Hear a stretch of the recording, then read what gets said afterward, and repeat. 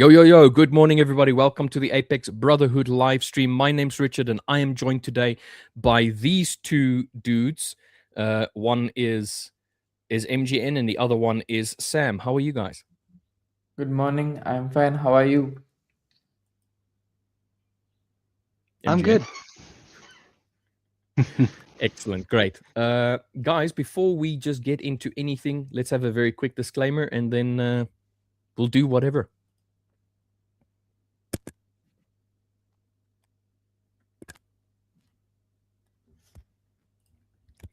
Excellent. Morning, gentlemen. How was your day yesterday? Any good trades that we can talk about? Yesterday I did not trade much. I had to go out, so I did not look at the charts very much. But today was a good day for me. So Sam already mentioned he was in a few trades. We can have a look at those trades in a moment. MGN, how was your day yesterday? It was pretty okay, trading wise and otherwise. Awesome. I had one okay trade, one break even, and one almost full TP on another account. So not too bad. That's pretty good. I had a losing trade last night, but it is what it is. It's one of those things. Sam, do you want to go through your trades of this morning? I'll bring your screen up. All right. So my first trade was a gold sell. I was looking to sell from this the selling pressure, but I did not wait for the. I jumped the gun over here. I should have waited for the candles to close below my 50 EMA line, but I jumped the gun and it was a straight loss. I did not see much of a profit there, and then I took a buy right after a few minutes. It's when I noticed the momentum changing and the EMA signal the same. So I took a buy over here. I waited patiently, but I exited a bit earlier since I thought it got the loss over here, and I started noticing a downward pressure. And I was right eventually. It would have taken my stop loss if I did not exit it earlier. And the last trade was another trade where the EMAs aligned.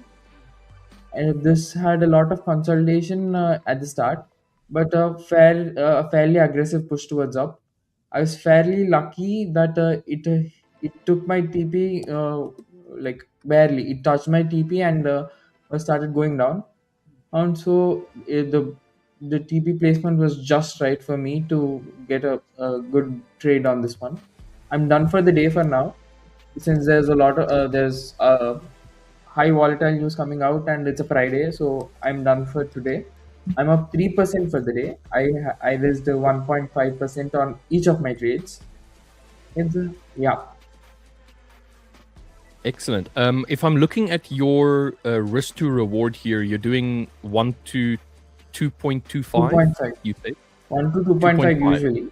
Yeah, but okay. This was a 1 to 2. 1 to 2. Okay. And your risk in points, is that set? Is that a standard Yes, static? set. Okay. There's I use a static risk in terms of points, which is 500 pips as my SL. Okay, so $5 per ounce movement on gold. Yes. And then you're looking for $10 to $12.50 of dollar movement on gold. Correct. All right. Yeah, that's exactly how I Somebody used asked to do things as well. from where did you get that number specifically? It came from a lot of tedious and rigorous backtesting. Yeah.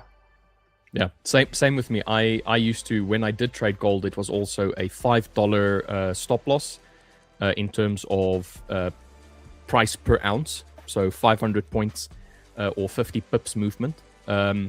And my take profit was either a 1 to 2 or a 1 to 1.5. So either $7.50 or 75 pips or 750 points, or $10, 1,000 points, 100 pip movement.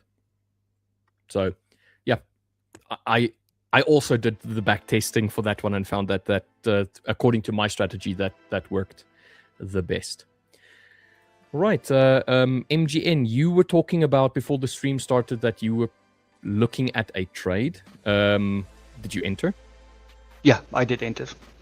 Okay, so do you mind walking us through what it is that you were looking at and how you're intending on managing this trade?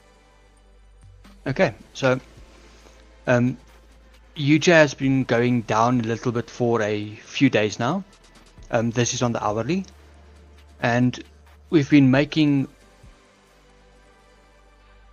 basically slightly lower lows, but we're not really reaching a significant level just yet. And then we made a higher high over here, and we also broke above my 200 EMA, and as per my strategy, this is a valid buy signal with my stop a bit tighter than usual, but it's still around about 60 pips.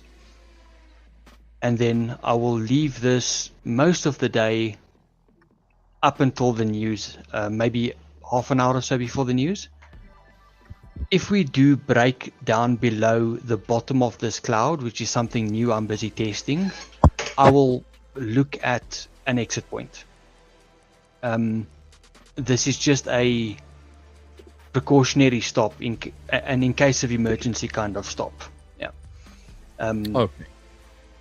I do expect it to come and test the high of yesterday's Tokyo session, New York and London session again, but I don't expect it to go much further. And Okay, that's basically that. So your entry condition is based on the break candle, not so Yes. much the retest candle. I can do on both, depending on whether we made a new high or if we didn't. So in this case, we did make a new high, so I will just enter on the break. On UJ, if we do break it, we don't make a new high, then I will wait for the retest to see if it wants to continue upwards or not. Okay, so you entered on EJ then? Yeah, this is an EJ. I don't have a UJ entry today, but I did have one yesterday. Yeah, so we were talking about that before the stream. MGN, do you still have the UJ information up on the screen on your UJ chart? Ah, there we go. Yeah, I do.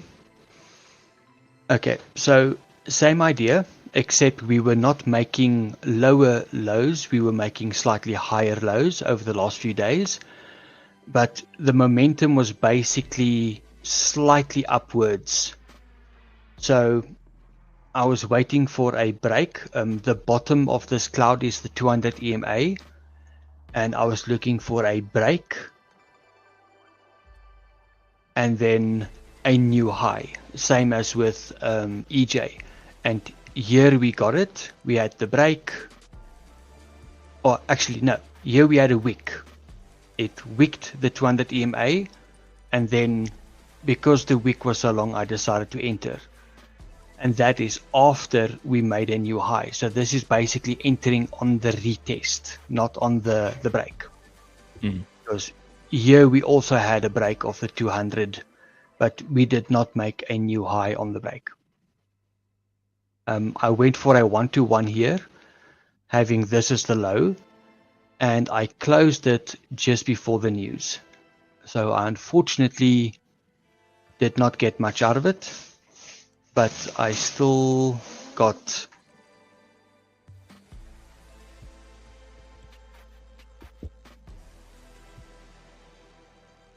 around about 10 pips.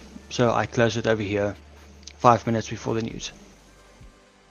Yeah, so are you with EJ? At least you don't have to really worry all that much today with the US news. It might impact the JPY a little bit, but I think the JPY is stronger at the moment, or at least is showing more strength than what the euro is showing at the moment. So I think a buy on EJ makes a lot more sense given those two factors: the fact that euro slightly weaker than the yen at the moment, and we've got dollar news, let's say USD news. So I do like the idea of trading in UJ. Sorry, I went to the gym again this morning, so I'm a little. Yeah, it looks good. I do like. My plan does include holding through the news. It's part of the strategy, but only if I am in profit, far enough to be able to take a hit on bad news or something like that.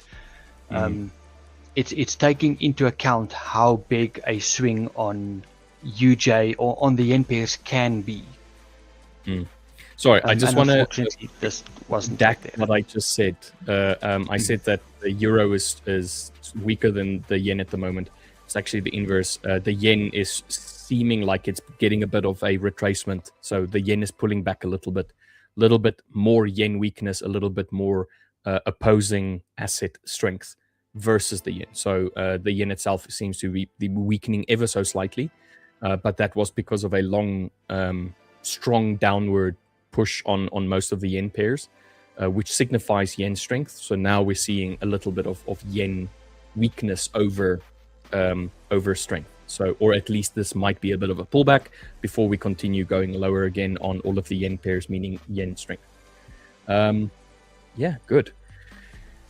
I haven't looked at anything whatsoever on the market. I just pitched up basically 10 minutes before the stream just to like set things up and whatnot. But other than that, I have not looked at anything as yet. So do bear with me while I try and have a look at something. MJN, I have a question for you. Yes. Right.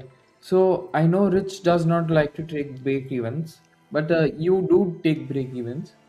So say a trade of yours, you exited at break even, and it goes back to your take profit, your initial take profit wherever it was. How do you react to that? Like, what do you think when it goes to your take profit, and what do you think if it went to your SL? Okay, so I've got a few ways of handling that. First of all, if it depends on from which side it hits the break even. So if I'm in drawdown and then I decide to take a break even exit, that is precautionary. Like I've decided I want to exit here. I'm not going to feel bad if it hits TP or stop loss, regardless of what happens. But I'm still struggling with a bit of a fear response when something goes against me really quickly. So I would trail my stop on the swing trades little bit by little bit, and sometimes you get a very big push down, hit your stop, and then hit your TP, like what happened yesterday with me on one of my Euro AUD trades on one of my accounts. And that made me pretty angry. I didn't react to it. I just got angry, stepped away from my laptop, and decided, okay, I'm done trading for the day. I'm not going to do anything. Because I realized like I'm maybe overreacting a little bit. There were a few different factors that came into that trade, which also kind of annoyed me, but it is just one of those things about trading. You can't have everything 100% perfect every single time, every single day. So I decided, okay, that's enough. Usually it doesn't bother me though. If it comes down, does a break even bounce, and then hits my TP and knocks me out, I'm okay. Yes. I can actually show you here quickly. So the thing that and this will always be my argument about the break-even trades. Sometimes what happens is, depending on where your entry is, you sometimes have what is called a break-even bounce. So it Yes. could come back down to your entry point and then, react from that point again, especially if it was a contentious area where you entered, or at least an area that had high contention. So I really don't like the idea of micromanaging a trade while it's in its initiation phase, like when the trade is like still trying to build up. And I think that some people tend to move their stop loss a lot earlier than what is really necessary for the that specific trade. Sometimes you enter a trade, it starts going in your direction, and then you think, oh, okay, it's 10 pips into profit. Let me go to break even, and then it just comes back that whole 10 pips and just knocks you out, and then goes a full 50 pips. Now, obviously, this isn't going to happen every single time, but I think it's better for you to wait for at least swing points before you start moving stop losses up. And even then, if you're going to move your stop loss up, instead of taking it exactly to break even, maybe make it like slightly lower than break even, or at least have that swing point be more into profit, 4 pips or whatever, but it's not going to be a great trade. So I would say when it comes to adjusting, just give your trade a little bit more chance to breathe before you decide to start preemptively moving your stop loss. Yeah, that is the idea of what I do specifically. Here is the trade that I took yesterday. We had the opening range and then the break, so I entered the trade. It went against me a little while, and then it had the second breakdown showing that yes, it does want to go down. Round about here, on this first red arrow, it made a new low, so I decided to move my stop to just above this red candle over here, which was the previous slightly high swing. Now what happened was, I've got 2 accounts, and each one of them had basically 1 or 2 pipettes difference on the entry point, which is normal because you can't click both at the same time perfectly. What I did was I took the one account and I saw, okay, I am so many pips in profit. I want to lock in my commission plus a little bit. So I went for 1.5 pips, so 15 pipettes. And I just typed that in manually, had a look at the line, like, yes, it's in the right place where I want it to be. And I did the same thing on the other terminal, not taking into consideration the difference in entry point. So what happened was this little green candle over here just wicked my break-even stop effectively, because for me break-even is break-even including your commission. So a true break-even. A true break-even. So it wicked it on this account, and on the other account it went for a full TP. And that's the thing that got me, that 2 pipettes difference, and it was my own fault for not looking properly, and that made me angry. So yeah. In that case, I would have said that would have been a preemptive or a very early adjustment of the stop loss. I think instead of, because this is a negative risk to reward trade from what I can see. Yeah. So in this case, I would, if it was me, I would have drawn my stop loss to above the last, what is that, a red dot?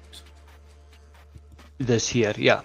Yes. So instead of having my stop loss all the way at the top, I would have drawn it to that one, because A, that was the most recent downward push.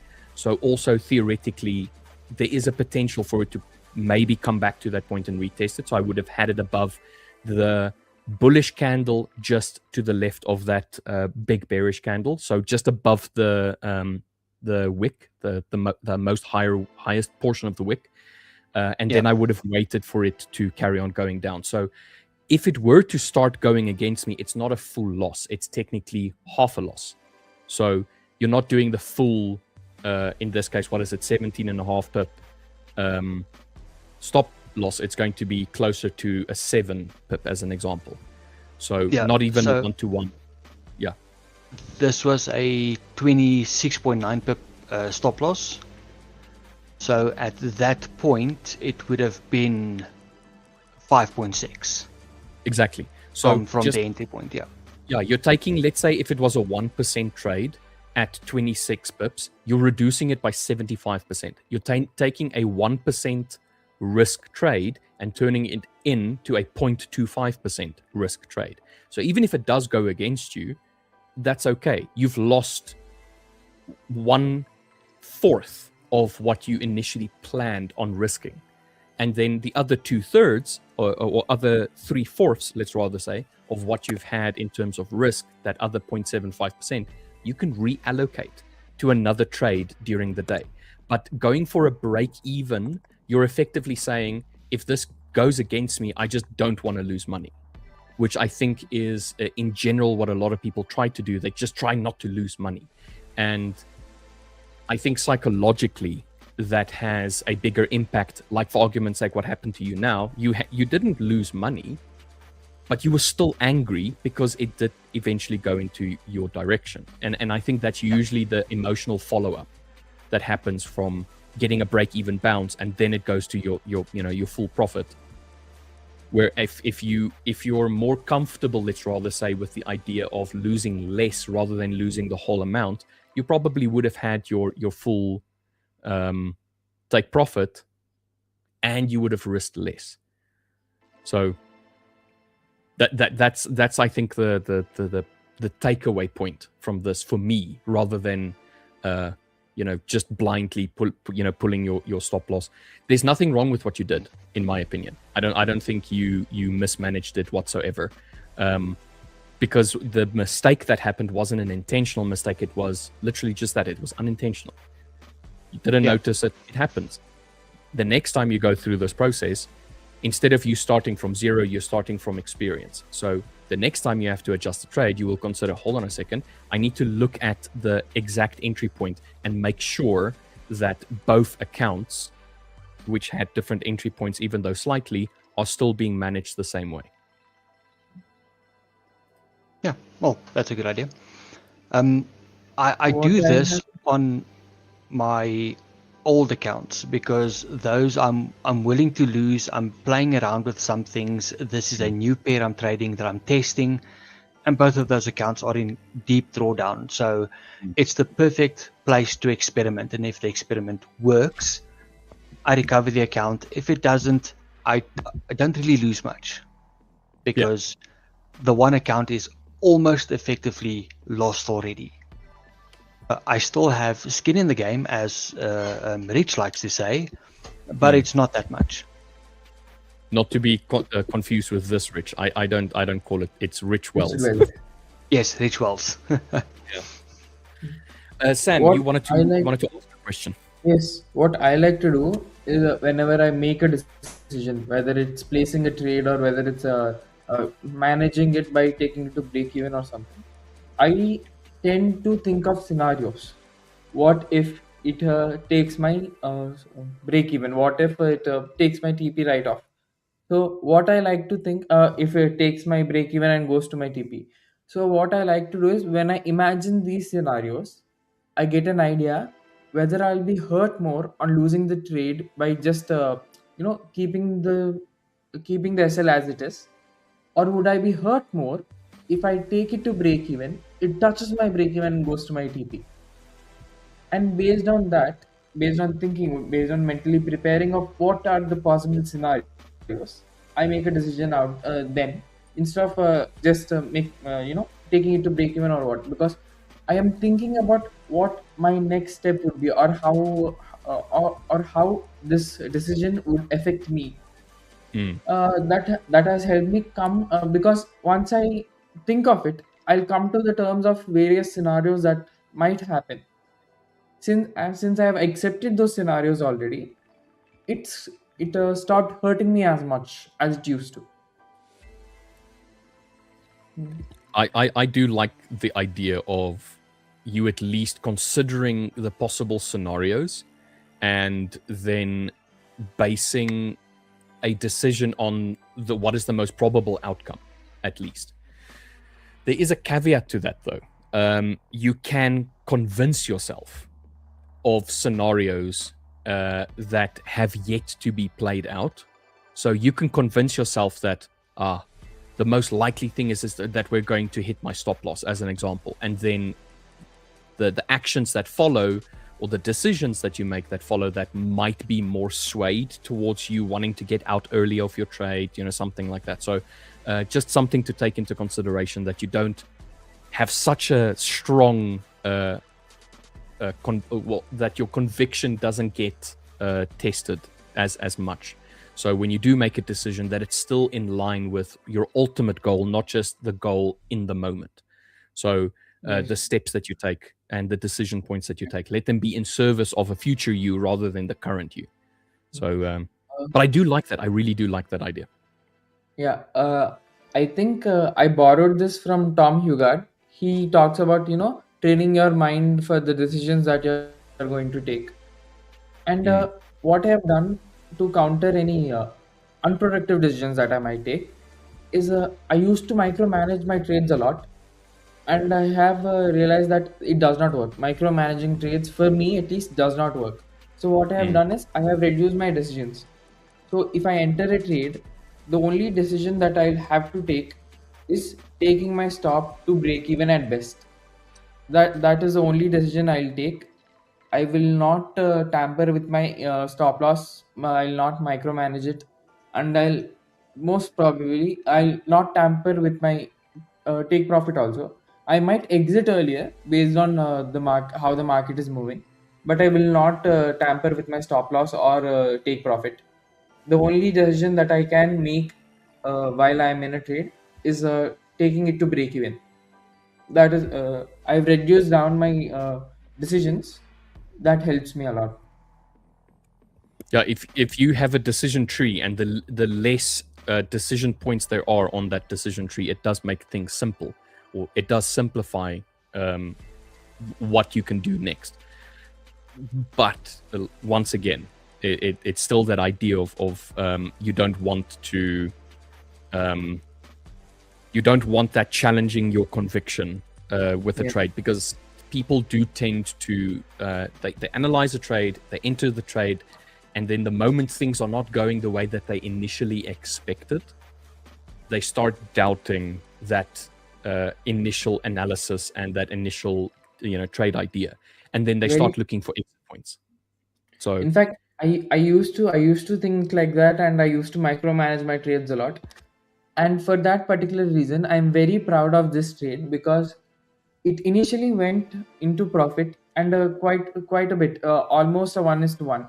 And but then again, it came down a bit into drawdown. It was bouncing a lot, and it was wicking. It was wicking on either sides, and I contemplated whether this trade might work or it might not. Maybe I should exit at break even and take a trade at some other point of time. But I held on to it, and because the trade was a part of my plan, and since the trade was part of my plan, it is a part of my edge. So I have to execute my edge. So I stuck to it, and I was really proud that I was stuck to it, because for the first half, for almost 35 minutes, or about 30 minutes, it was just bouncing around my what do you call, break even. And the next how many minutes? Almost the next 23 minutes, it was just rallying up and up. And over here also, there was a slight bit of consolidation, slowly moving towards the upward direction. There was a moment of doubt here too. Maybe I should exit the trade early, but since there was a slight movement towards the upside, what I have decided is I'll take the you know uh, top to break even, and we'll see what happens. And I think I trailed my stop loss to this point, up to this point, since it was fairly close to my TP. I would have crashed out I would have been really upset if I got it just to cover my commissions. So I took it fairly a bit to the take profit, almost a 1:1. Yeah. So you wanted to prevent a fear response and just Yes, I decided wanted to to prevent a fear response. yeah, and then just execute based on your back-tested data. Yes. That's good. That's a good decision, in my opinion. I'm going to say hello to everybody in chat because I see we have a few people in at the moment. First and foremost, we've got Annie Forever. Good morning, Anirudh. How are you this morning, my friend? Good morning, Anirudh. We've got Infinity in. Good morning, guys. Good morning, Infinity. I hope you are well. Good morning, Infinity. Good morning in the wild trades. We've got In the Wilds. Good morning, everybody. Yeah, pretty much. We've got Unbiased Trader. Good morning, hosts and community. Good morning, Unbiased Trader. I saw that you had a very inspirational thing on the chat yesterday, which was pretty cool. I haven't gone through the Discord this morning yet, so didn't get an opportunity to look at your daily dose of inspiration, but I'll have a look at that just now. Simple Trades. Hi, good morning, Simple Trades. Can you please show Sam's strategy? Sam's screen is up. If Sam, I'll share it once we catch up with chat. Yeah. We've got Louis in. Good morning, guys. Good morning, Louis. Good to see you Good in as morning, well. Louis. Hope you're having a good, profitable day so far. Infinity asking Sam, are you from India? Yes, I am from India. What gave it away?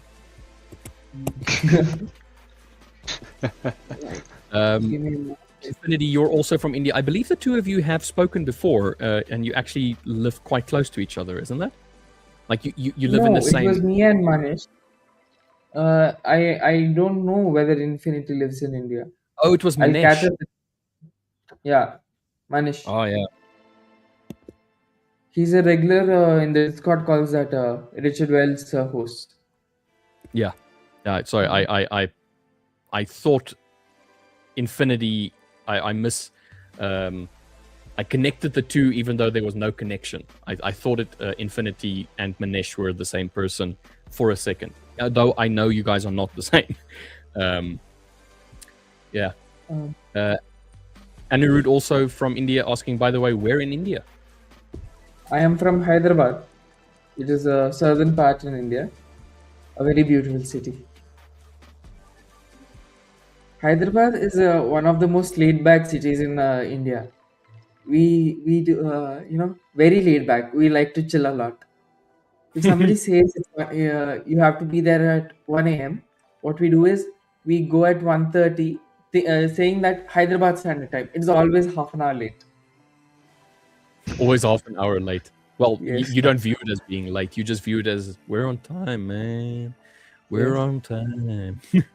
And he's saying is from Punjab and Infinity is from Mumbai. Wow. And Infinity is from Mumbai. Mumbai is the economic capital of India. Very fast, I guess. Right. So I'm assuming you guys are all like spread far from each other. So yes, quite not far necessarily. Nice. And then Simple Trade says he is from a city of biryani. Yes. It is a dish that we use. It's a rice dish. It is very popular in Hyderabad. We have it for we can have it for breakfast, lunch, and dinner, and we'll never get bored of it. Simple Trade says he's from Mumbai as well. Yeah, maybe you should both catch up, you and Infinity, and meet someday. So as far as my strategy is, the way I look the markets is through EMAs. I look at the markets with the lens that is the EMAs. I use the 8 EMA, the 20 EMA, and the 50 EMA. I decide my bias whether I should long or short based on the direction of the EMA. If the 8 EMA is higher than the 20 EMA, I decide on the 15-minute time frame. I decide to take longs as for the period where the 8 EMA is greater than the 20 EMA, and I look for any bounces of the EMA. So here the price came down towards the EMA and bounced off the EMA. So I'd be looking to take a long over here. Stop right below the candle, and probably I'll be looking for a 1:2. Here it would have been a loss. That is primarily my idea. What I also do is, since I've adjusted my bias on the 15-minute time frame, I drop down to the 1-minute time frame and I look for any crosses. So here, EMA crosses, 8 and 20 EMA crosses. So this is a good example. Here, the 8 EMA cross the 20 EMA. So this is the candle where the cross happened. So sorry. So I'll take a long position on the close of that candle, and for this I use a set stop of 500 pips or $5 movement, and I take profit of 1,250 pips. Which would essentially be a 1:2.5 error. You can also take a TP of 1,000 pips, which would be a 1:2. I Whenever the markets are what is the opposite of ranging? Trending. Whenever the markets are trending, I believe that gold trends quite a bit in one direction. So 1:2.5 works just as well as 1:2 for me. Yeah, these are the two ways I trade. Either I wait for a bounce on the higher time frame itself, which would be the 15-minute time frame. I wait for it to bounce over here, or I drop down to the 1-minute time frame and look for any EMA crosses. Yeah, I do not think that you can fairly rely upon a EMA bounce on itself on the 1-minute time frame, because you might get picked out quite a few times. But even if you choose to take a EMA bounce on the 1-minute time frame, I would suggest that you give your stop loss a fair bit of a room, maybe 2 to 3 candles. That would work well. Yes, that is my strategy. It's fairly simple. I do not complicate it much, because when I did try more complex strategies, it did not work that well for me. So I stick to this, and it has given me good results. I Right now I am up 5% on my about 5% on my account, 3% up for the day. I And also what I like to do is oh, my yes, and also what I like to do is I like to use dynamic risk, which is I leverage the profit of the day. I risk more based on the profit of the day to pass my challenges faster. That's about it. Awesome. Infinity saying, Sam, your video is disrupting. Yeah, there's a little bit of a disruption, but if you can hear his voice clearly, then I don't think that should be much of a problem. We've got Dave Rankin in saying, morning all, TGIF. Thank goodness it's Friday. We get biryani in Durban. Durban is a city in South Africa on its eastern coast, as well, from our Indian community. So Durban, or at least KwaZulu-Natal, which is the province on the eastern side or the eastern coast of South Africa, has a very large Indian community. So I think at one stage, I can't remember when the date was exactly, or the period, but outside of India, we had the largest Indian community Wow. outside of India. Yeah, so the Durban portion, very, very, very big Indian community. Yeah, so we also in South Africa have a bunch of Indian cuisine. We do love our spices in South Africa, so Indian spices are also very much appreciated. And my favorite dish, my literal favorite dish, is an Indian curry. So just FYI. Right. I changed my internet connection to another Wi-Fi. I think my network should be proper right now. Hopefully, it works out well. Yes, your camera work, well, the camera itself doesn't seem as jittery anymore, so that's good. Right? Yeah. I think I connected to the wrong Wi-Fi network. I'm sorry. Don't worry about that, mate. It happens to all of us. MGN, let's have a little look at your trade. How is your trade going at the moment? It's going okay. It was struggling for a little bit, but it's in 6 pips profit at the moment. So That's awesome. we had a little bit of sideways movement, really slow upwards, had a quick push down, and now push up again. I don't think this is a proper retest of this consolidation area, so it might come down again, but we'll see if that happens.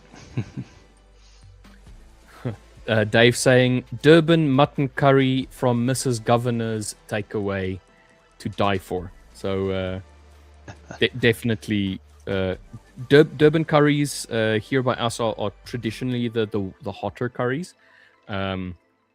We do have pho and we do have vindaloo and stuff like that, but in general the Durban curry, we call them mother-in-law. The mother-in-law curries is the Durban curries, and they tend to be the spicier ones. But for me, a good old-fashioned butter chicken curry is my absolute favorite. Specifically, my wife's butter chicken curry. It is to die for. Right. Dave, I'm not sure if you're into cricket, but Durban has a cricket team in the SA20, and they have one of my most favorite players, Henrik Klassen. He plays very well. One of my favorite teams. Classens. Yeah, so South Africa and India, we share a big love for cricket. So yeah. Australia as well. Yes. Yes, but I mean Australia, I think, is also more.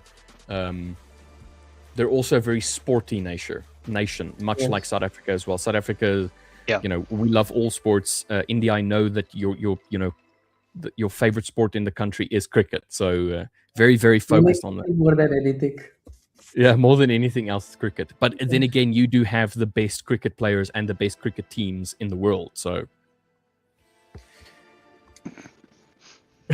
Dave saying, but you have to use 2 chickens for 2 people. Once all the water is out, it is enough for 1 person. Yeah, but I mean, I don't eat the butter chicken curry with fillets. It's usually done with thighs. So and I love the gravy more than the chicken itself. It could have been a butter chicken curry without chicken.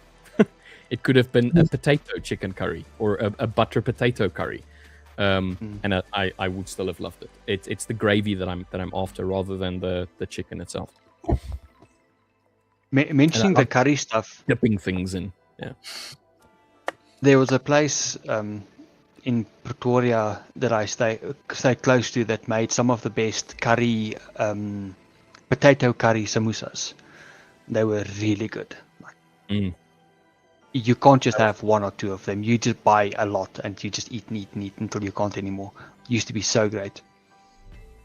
And then obviously homemade rotis, just amazing. Yeah.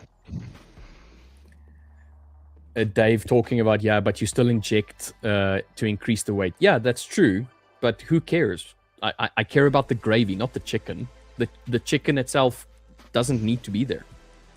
Who cares?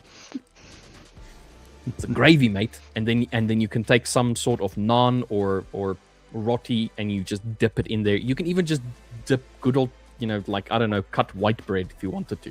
It's the gravy. I want the gravy. Yeah. Makes sense. Infinity saying, yes, we remember Klaassen's innings at the World Cup. He almost took away the World Cup from us.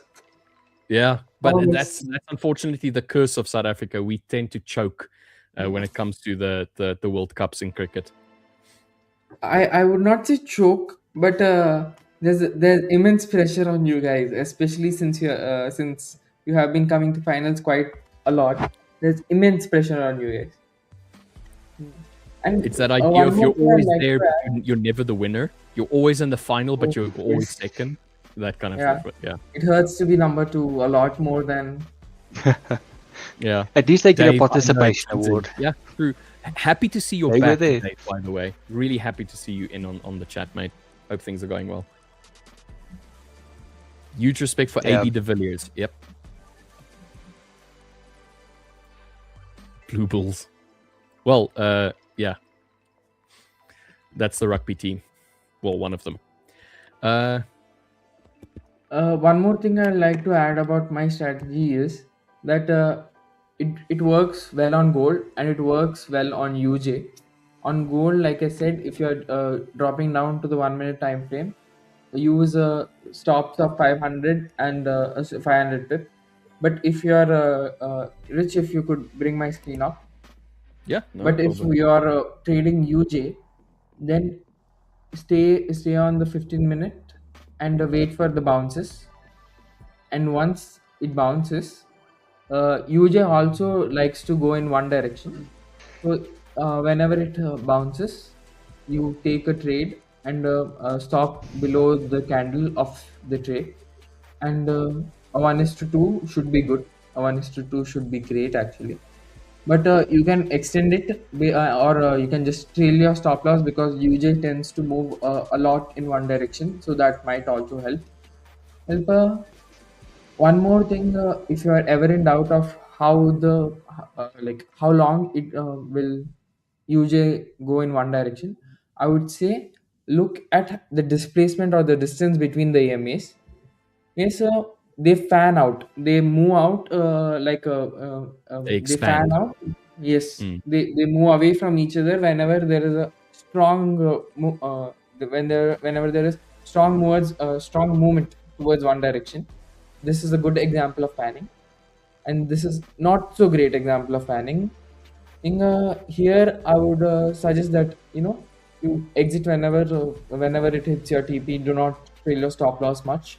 But here, there's really good fanning out, so you can trail your stop loss, and yeah, that would be good. My strategy works very well on UJ and gold. I would not suggest any other pairs because I have not tested much on other pairs, and I'm not sure whether how the results you would get on any other pair apart from gold and UJ. You can maybe test that on the euro Aussie dollar because it also tends to, over a let's say over a year time period or long like that, it looks like it's ranging, but once you go down to the lower time frames, it will go in one direction for a week and then it will go in the other direction for a week unless something really big happens. That's why my one strategy does work. The opening range breakout works really well because it breaks, it continues in the direction, and you only really get losses on days when the reversal hits.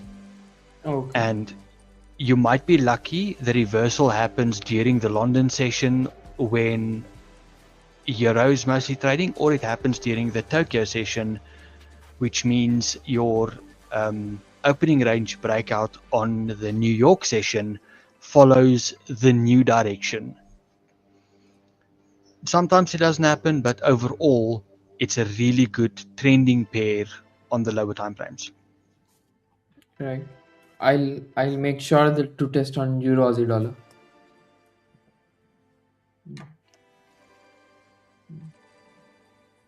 So MGN, your trade should be going very nicely now still. Yeah, UJ, it's still going. Yeah, breakout continuation on the 5 and on the 15, on the hourly as well. Hourly looks quite strong as well. We are approaching an area of high resistance. So just something to take into consideration. Yes. 157.69 to 157.786 is pretty much the area of high resistance. Just something to take into consideration. And then let's look at Euro JPY. Also looking good still for your. You're in a Euro move. Sorry, not UJ. Yeah. Euro move also looking good. Yeah, we haven't closed above the candles from the 6 yet, but we are trading above them ever so slightly. We still need to sweep the highs, and from there on see if we will continue upwards. So I am keeping my eyes on it. So far it looks all green. I'll bring mine in. This is the hourly on Euro JPY. So we do have this lower low down here. I didn't really see anything on the left just yet that gave me an indication as to why it decided to turn there. We do have this.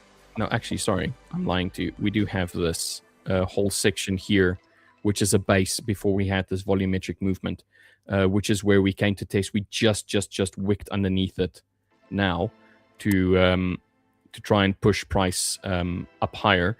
But we do have this base area over here, which we already have had a singular reaction off of. I think one grace thing to this is that we've basically had this downtrend, and then roughly around this point over here, we started to turn that trend. We broke above that recent swing point. We made a base area in that swing point, and then from there on, we started pushing up. So this might be potentially the beginning of a short-term upward trend on UJ or on EJ. Sorry.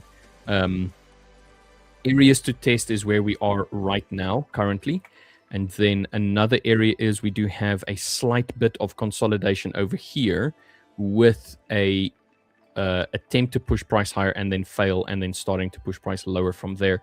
So I will just take the very last candle before we had this downward push. So I'll just take that full candle, which we're also getting close to. So these two you can effectively have as the same area.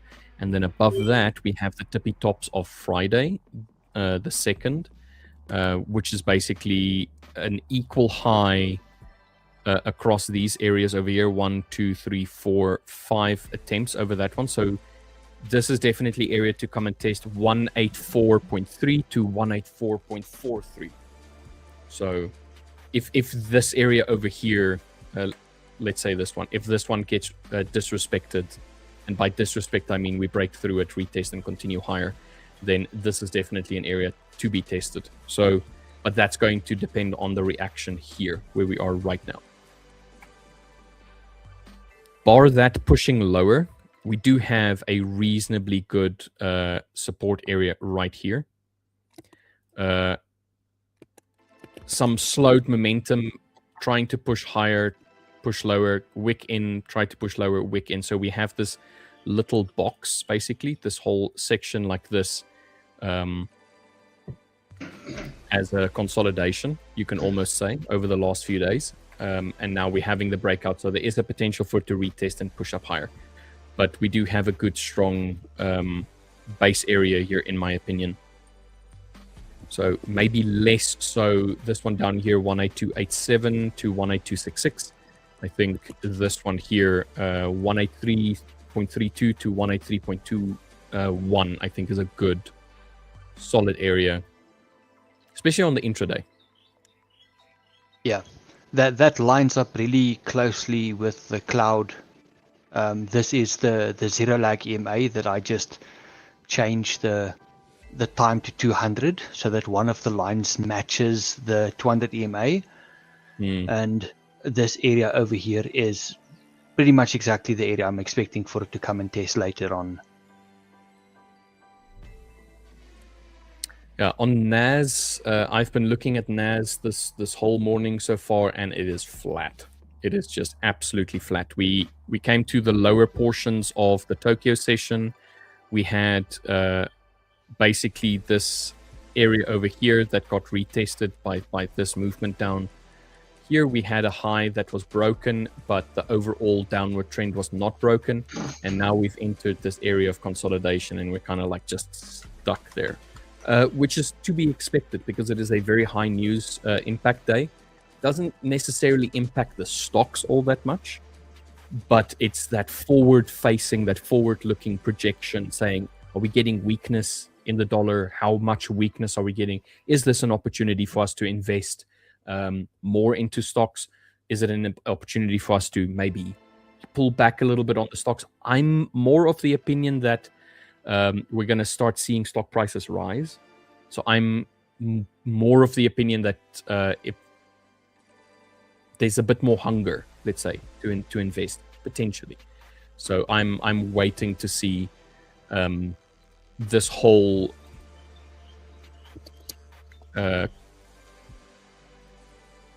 section like this basically coming to full send basically. So we did have the break above this downward channel, but it fell in line with this area of interest. So if you consider this an area of interest, yesterday we just wicked, or the day before we just wicked into it on Wednesday, and since then we've been trying to print lower. But overall, we're still within this very tightening band. This was the first attempt at trying to break higher, which leads me more towards the idea of us trying to push back and then pulling up again, and then breaking this high point over here. So I do like the fact that we broke above this descending channel. We do have an ascending channel with on the lower end. So suspecting a bit of a pullback, and then a continue higher, at least to try and break from here. Obviously, first and foremost, this needs to be broken on that. So 25,753 to 25,836, and then from there on we can look at an area over there, or maybe even the all-time highs itself. I would rather say the all-time highs before an intermediary area. So this is what I'm just waiting for. I am just slowly waiting for it to react, and then I will react along with it. But for now, sideways, not really interested in any of it whatsoever. I do expect a bit more of a pullback, so I do expect it to try and come down a little bit more. We do have areas to test before we get to this channel again, which is fine. I would really love to see at least maybe somewhere over here with a little bit more consolidation, this area over here, or even here. I would want to see that at least kind of like tested, just for the sake of getting a deep enough pullback so that we can gather a bit more buying opportunities and then buy up into the all-time highs. So expecting a bit of a pullback and then a potential rally maybe next week. Maybe. If I have a look at it on the daily, there is still some time for us to print a little bit lower, and then maybe the week after we'll have that nice little push through, bounce, and then continue. So pullback, break, retest, and then continue. Yeah. So that just slowed, just waiting. To add to that, CES, I think today or tomorrow is the last day. There's been a lot of news that's come out of it, especially from NVIDIA and AMD. And the majority of the news has been seen as overly negative. Yes, I was also about to say it's like it. So CES is not very positive. Yeah, and some of the other companies have had some okay news for the tech industry, but nothing good enough to add to Nasdaq to change the position or the direction for now. NVIDIA has been pretty much going sideways now for quite a while, from the 29th of December. We haven't really seen any new highs or such. Yesterday was the first new low that was created for these. I think it's about almost 2 weeks now. Mm. So we might see it coming down for a little bit still, I would guess around about here, to come and test this low. We've had a few tests in this area before we'll go up again. So, from my understanding, what I saw with the CES information was that there was like all of the people or all of the companies that were having their little talk were heavily invested in AI. Yeah. And I mean, the CES is the consumer expo. Yes. And there was very, very, very little consumer information. It was more the let's call it the reaffirmation of the AI drive. So NVIDIA is focusing solely on AI. Intel is focusing solely on AI. It was just, it's a consumer show, and you're not really talking about new innovation. It's just all AI, AI, AI, AI. And the thing is, the consumers are looking at that, and they're saying, "We don't want this. What is this for us?" Of the top. Sorry, go ahead, Sam. Sam. Yes. So right about now would be a good time to long gold if you want to. You can wait for a small pullback, but I think you can long it from here and expect 1:1.5. I bought a 1:1. 1:1 would be a low hanging fruit, and 1:1.5 would also be possible. But I would suggest that you wait for a tiny bit pullback, and then you can enter. Ideally, you would have entered on over here, but since I was a bit late to the charts, I'll be waiting for a small pullback, maybe right about here, and I'll enter. I'm sorry, I will not enter for today, but it would be a good place if you want to take a trade. It would be 4469.5 or 4469.42. That would be a range where you can enter a trade on gold, a long on gold. Yes.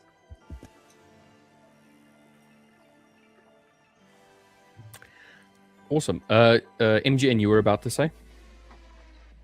The only consumer-facing thing that was really mentioned, and it wasn't even in the main speech, it was in the keynote speech of AMD, was the continuation of some of their consumer products that were supposed to be end of life by now.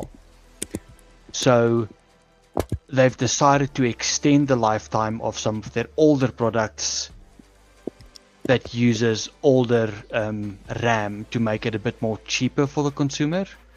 But that was basically it. Everything else was just pure AI. And that's not what the consumers are there for. They want to see the next big thing you can buy, not the next big thing companies are going to invest in. Yeah. Because it's not an investment show. Yeah, it is not it is a consumer focused show, and that's in the name. And unfortunately, this was one of the few times where very little consumer information came out. But the lack of consumer information is also an indicator of consumer information. So it means that they're just disenfranchised. They just really don't care about the consumer right now. The focus is solely on AI and the development of their AI servers and all of that kind of stuff. So the focus is very much away from the consumer. So the thing is, the consumer if you look at the consumer's impact on the market, it is right now significantly lower than that of, let's say, government spending or government's influence, let's rather say. So in America right now, there's a very, very heavy push for the AI data centers. Very much so. And the thing is, for them, they don't really care all that much about the consumer right now, because that's not where the money is right now. Opposite of that is that if the consumers are annoyed, when they do eventually want to get back into the consumer market, they would have left a sour taste in the consumer's mouth. And the consumer would then probably be less inclined to want to push to this. I mean, they were talking about new graphics cards and new CPUs that were coming out that were just 100% for AI.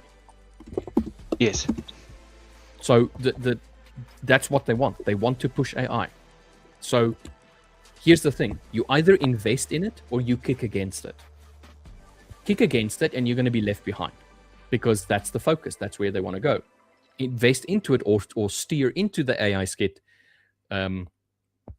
You're probably going to come off better from it, whether you like it or not. That is kind of like where they're trying to push it. So yeah, you either go and swim along with the stream, or you swim to the side, to the bank, and then to the banks of the river. It's your choice. Unbiased Trader is saying too early to say, but Tesla working good for me, but Nvidia opposite. Yes, I've also been looking at the stocks information as well. So I have some stocks here at the bottom. Tesla is not super great over the last few days. It is quite bearish over the last few days. But Nvidia is having some stronger moves. So Tesla overall for the while has been bearish. So we've been bearish since the 22nd, where Nvidia is only just starting to enter into a bearish portion. So if you were selling the stocks, then yeah. Apple also quite bearish as well. Amazon has been quite bullish. AMD quite bearish as well. Meta has been quite bearish as well. Microsoft has been, I don't know, all over the place. They've had like areas of consolidation, dips, lower area of consolidation, rise up, consolidation, drop lower. So Microsoft is a bit all over the place. But yeah, Nvidia, the main one, is starting to show some the potentials of some weakness coming in as well, which coincides with what we're seeing on the Nasdaq as well. The Nasdaq has had nice rallies higher, but we're starting to see this potential for it to push a little bit lower. Just overall, it's just the sentiment. Let's put it like that. The consumer sentiment is very negative right now. Unbiased Trader is saying, I was up 1.5% on Trade the Pool due to Tesla, but Nvidia took half of it over the last 2 days. Yep, like I said, that Nvidia, you would think, oh, it's very strong, and then CES comes out and they're screwing the consumer, and the consumers are just like, well, screw this then. I also think that since AI started, the boom of AI has come. I think first there was a shortage of graphic cards. Now there's a shortage of RAM. I don't think even if Nvidia launches a new consumer product, I don't think they can produce or manufacture enough, keeping their commercial their commercial assignments or their deliverables on the commercial side to develop or to bring a fairly like for everybody their graphic cards. There's always a shortage of the good Nvidia cards in the market. Okay, but the reason for that is crypto.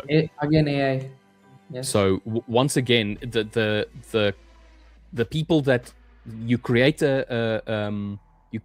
this new thing. Let's say you create crypto, and then you say, cool, we'll do mining. So everybody buys up graphics cards. I have friends that bought up hundreds of thousands of rands worth of graphics cards to do Bitcoin mining. So what does that do? It severely impacts the supply of graphics cards per capita. So per capita, the amount of graphics cards that you have available reduces. So the price skyrockets. But not only that, what happens is that you're creating a market. You're creating a market for the graphics cards. So they become more sought after, which then leads to people buying them at exuberant prices.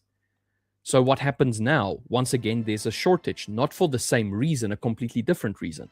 Now it's because of the silicone chips. The silicone chips that you use in graphics cards and in RAM is all being used to go towards data centers and the AI drive, and it's not really going towards the consumer for that other side, the gaming side, the personal use side and whatnot. So you're phasing out one side and you're focusing all of it to the one side. When it comes to the amount of raw material, I don't think that's changed. It's just they've redirected it. So it's no longer going and being spread across multiple areas. It's now only being focused into one area. And that's what's causing the shortage.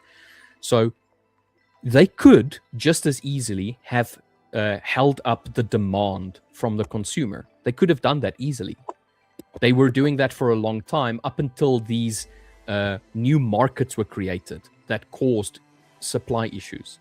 So the demand absolutely just shot up and the supply dropped down because everybody was buying up for crypto, and now they're buying up for AI. The difference is it wasn't the consumer that was buying up all of the crypto cards anymore, or these crypto farms. Now it's governmental. It's the focus is now towards the United States. The focus is now they're taking all of these chips and they're focusing it on the data centers, and there's a massive drive for it. So the consumer is the one that gets screwed in all of this. Infinity asked, today's news, can it impact gold? Yes, it can. So generally, gold, people want to invest more in gold when there's uncertainty in the bigger investment assets, like for argument's sake, US stocks and bonds and stuff like that. So if we see that the United States is weakening, its economy is weakening, there tends to be a bit of a pullback where we're going to start selling some stocks, selling some bonds and whatnot. We're getting rid of our bonds to try and get in on a better price because we know that it's going to weaken. So we want to sell at a high and buy at a low again. So you'll have a dip. So what will happen also is that inversely, gold should start picking up because now it becomes more of an investment medium rather than just sitting there and waiting for the dollar to weaken enough and then start showing a potential to start strengthening again. So news can impact gold, definitely. MGN, you wanted to say something? I found out, I think it was yesterday or the day before that, one of the things that is a problem at the moment is manufacturing. They've got a specialized lithography technique to make these chips, and you can squeeze out about 100 chips on a wafer that are good quality and production level chips. So not stuff that you would throw away or sell at a downclock speed or anything like that. And each wafer, you can only make about 150 wafers per hour. That is the current maximum speed these things can be made. So because of the data centers buying so many cards all at once, those wafers basically go all to them. And now you're creating a second level of scarcity. Not just the physical card, but its individual components are also getting scarcer and scarcer because they can't keep up with the demand. Yes. But it is because the supply wasn't the issue. If you had controlled demand, supply would not be a problem. The problem is the demand has skyrocketed, and the demand has skyrocketed, but the supply cannot keep up with it. You see this all across the world, where, for argument's sake, if you look at a housing crisis, long before it became too expensive, you always had the problem of overpopulation. So the more demand there is, but the lower the supply, it's going to become a problem. And then you also have the issue, obviously, of how much it costs. So it becomes, it's way above what the average person can afford because there's this massive demand for it and a very low supply, which in turn exacerbates, makes it worse, makes this whole problem even worse. It becomes a compounding issue. It's compounding. It just carries on step by step, becoming worse, and that's exactly the point. Louis saying, I'm in gold long from 4,467. Louis So has a let's great position on gold. Absolutely 4467. lovely entry. So 4467. So you got in somewhere 6, 7.5. So let's just say somewhere over there. Your stop loss is at 4464. So you are 4464. You are Right below. just Exactly. below this one, and you're trading your stop. Okay, so you're expecting it to potentially push on higher. That's a good one. You're already sitting at least a 2R trade, which is great. That's very good, Louis. I really like that. We were giggling about this earlier in the wild, saying AI and robots, war bots and sex bots on the 1 minute. Yeah, I assumed as much with this kind of reaction here, but it makes sense. It makes sense. We do have on the 5 minute, we have this nice little area down here that came to be tested. A little bit of consolidation just above it, basically. Just a little bit of consolidation that you're technically testing. So I do like that. But it is that the problem that I still have is this, that we still have this upper end which needs to be broken. If I were in this trade, then I would exit it soon, because as soon as it's a 1.2 or 1.5, I would exit it. And looking at how close it is to the resistance level, and how well it has reacted a couple of times, I would say exiting right about now. Right about now would be perfect, because it might go higher, but I would not want to take that risk right now. No. I conform to the idea of breaking of ranges, establishing new trends, higher highs, higher lows, or lower lows, lower highs, that kind of like thing. Making sure that it makes sense. If you were to trail your stop losses, then this area right here would be great. And since we just since we just made a new high on the 1 minute, this low would also be great to trail your stop loss and see until where you can trail it up to. Yeah, like Louis is saying, if it takes too long at resistance, I'll close. That's great. You have your exit strategy. You know exactly what it is that you're looking for. Lovely trade, Louis. Really, really good. In the wilds, sex bots tech millionaires can finally have sex and code their apps at the same time. Pretty much. That's the dream. Unbiased Trade is saying, do you think it's a good idea to concentrate on longs only for shares? Well, the idea is with shares is you want appreciation. You want a return on your initial investment. The difference between shares and CFDs is shares, you only make money in one direction, and that is by whatever asset it is that you're that you're investing in, for it to appreciate. So you want it to go up. And on top of that, a lot of shares tend to have passive income, which is dividends. So some companies have a dividend program along with their shares. So if it appreciates, obviously there's a potential for dividend payout. So with shares, you don't want your share to go short unless you have some sort of CFD trading platform that leads to you shorting a share option, as an example. So, but in general, investing on shares, you want it to appreciate. You really do. I'm working on both, like I do on indices and Bitcoin. Yes, but that depends on whether or not you have a broker that supplies you with a CFD version of shares of companies. But in general, when it comes to investing on shares, or your typical way of trading shares is buying and holding. You want appreciation. Yeah, that's pretty much it. Typically, yeah. Typically, if a company is doing well, you will want to see their shares going up. If you are invested in a company and their shares drop and continues to drop, then there is a problem. Usually the company is struggling, and if they're not a large company that can handle these periods of we're not doing well, that company is going down, and there's no point in then trying to keep those shares. The problem is, if everybody starts selling the shares, they run out of buyers to buy those shares for the company, and the value just continues to drop past that point because nobody's buying the share anymore. Yeah, so one way to look at it is you have an investor, you have a shareholder, somebody that sees promise in a company. They put X amount of money in the company. That shareholder expects a return because they're investing in the future of this company, but they want to make money as well. They want to see a return on investment. But now the company is doing something that is causing the investors' confidence to slip.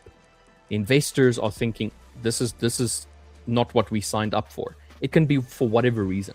And then what will happen is those investors that invested their capital is going to start taking their capital back. And the thing is, when it comes to liquidity within the share market, like let's say you have a company like Nvidia as an example, and you have $1 billion invested. You don't have $1 billion in liquidity.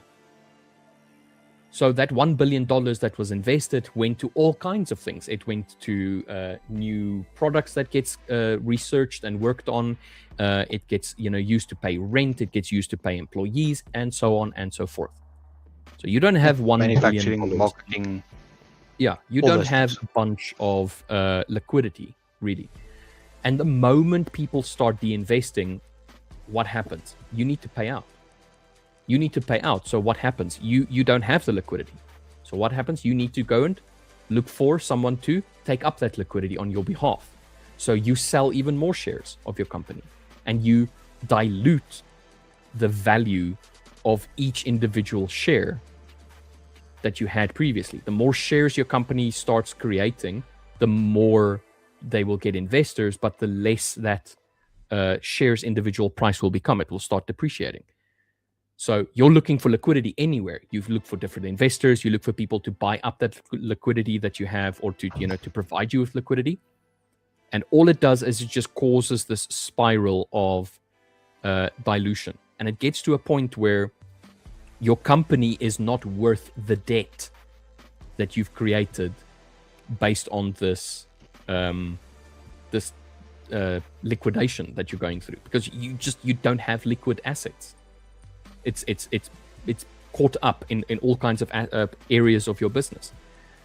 So it's a horrible thing for a company to start losing at least investors' confidence in that company, because they rely on investors. That's where their share price comes into play. You want people invested in your company. You want people to want to buy your shares. And if they don't, depreciates. And I know this is the most rudimentary, most simplistic way of looking at it, but in essence, that's how it works. Now, there's very branched areas when it comes to business share portfolios and investment confidence and stuff like that, but I'm not that person. I don't really focus on that. To me, it's if water goes downstream, we're going in that direction, that kind of thing. The moment water starts flowing, go with the current, not against it. Yeah, that's generally how it goes. All right, guys, we've pretty much come to the end of the stream. There's only about 7 more minutes left or so. 5 minutes, sorry, not 7.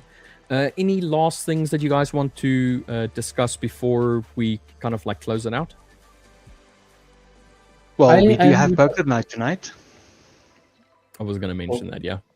Sam, you wanted to say? Yes. I was thinking about something, which is when you're in a trade or when you're looking at charts. Yes, Louis, I think you are right in closing that trade. I would have closed it right about now. So that was a fantastic trade by you. Absolutely lovely that gold trade was. Yeah, about what I was talking earlier. Initially, when I was trading,